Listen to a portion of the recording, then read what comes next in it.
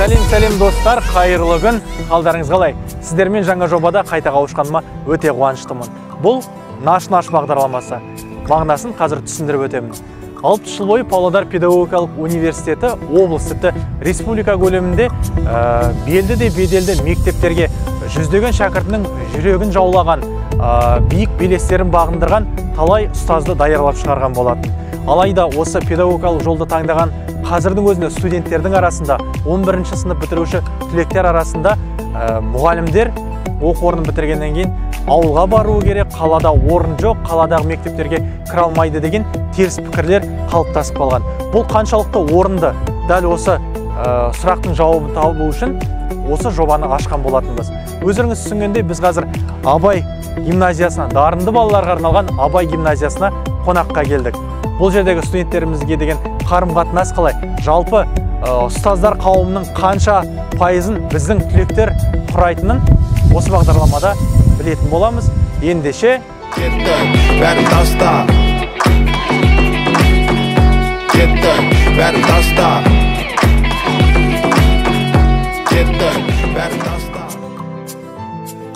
Дарынды балаларға арналған Абай атындағы гимназия Павлодар облысындағы ең байырғы қазақ мектебі.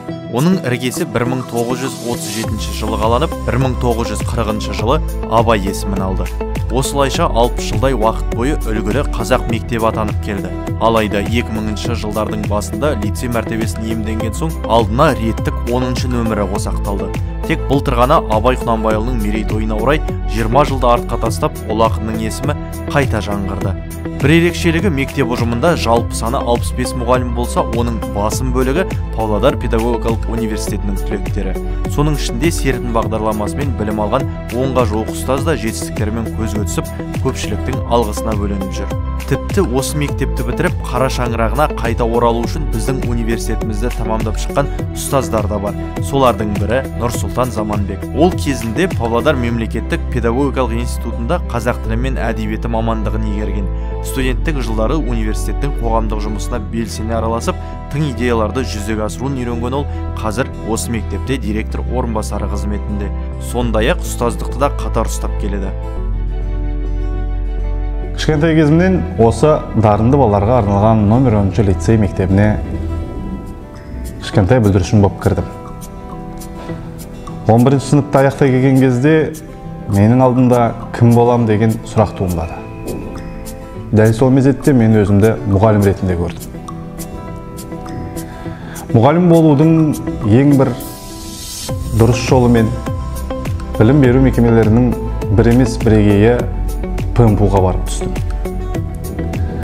ПМПУ-дағы ұстаздар маған ұстаздықтың не екендігін, қалай жүріп тұру, қалай сабақ беру, өзін-өзі ұстау, оқуды ұйымдастыру деген сияқты нәрселердің барлығын бастан аяқ дұрыстап тұрып үйретіп берді. Сол кісілердің арқасында қазіргі таңда мен осы өзім оқып бітірген дарынды балаларға арналған Абай атындағы гимназияның директордың оқу тәрбие жөніндегі орынбасары ретінде қызмет атқарып жүрмін. Осы жетістіктерге, биік белестерге жеткенім үшін ПМПУ-ға, ПМПУ-дың ұстаздар қауымына мыңда бір алғыс. Бүгінде бұл жерде 667 оқушы бар. Кіл мықтыны шын мықты ғана дайындай алады демекші, гимназия шәкірттері пән олимпиадаларында, халықаралық сайыстарда, инновациялық жобалар жарысында талай мәрте топ жарғаны бар. Мәселен, 2020 жылы Абай ең үздік білім беру ұйымы аталып, облыс әкімінің 31 миллион теңгелік грантын жеңіп алған.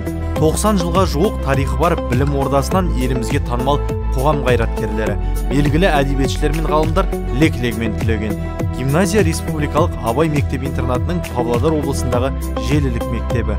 Бұл білім ошағына талантты да талапты мұғалімдер сүзгіден өткен сүттей, яғни қатаң іріктеуден кейін ғана жұмысқа қабылданады. Біздің мектепте қазіргі келіп жатқан жас мамандардың барлығы дерлік осы Павлодар мемлекеттік педагогикалық университетінің түлектері екенін айта кеткіміз келеді.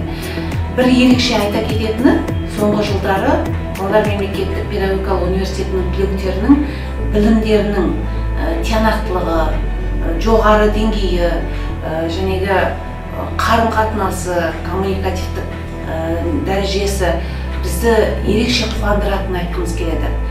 Бұрынғы 10 жылдан бұрынғы көрсеткіштермен салыстырып қарағанда қазір жер мен көкте айырмашылықты байқаймыз. Себебі олар ең алдымен олардың білім дәрежесіне қоятын біздің жәнегі күмәніміз жоқ.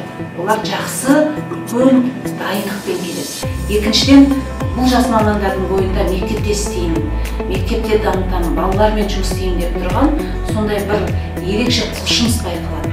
Үшіншіден, әсіресе жас мамандардың кез келген іске араласып, кірісіп кететіні біздің көңілімізді қуантады. Жақында Абай гимназиясы мен Павлодар педагогикалық университетінің арасында өзара ынтымақтастық туралы меморандумға қол қойылды. Оның аясында университет студенттері соңғы үлгідегі барлық оқу жабдықтарымен қамтамасыз етілген білім ордасында тәжірибеден өтеді.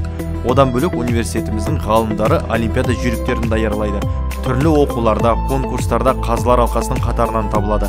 Конференция, дөңгелек үстелдерде жиі бой көрсетеді.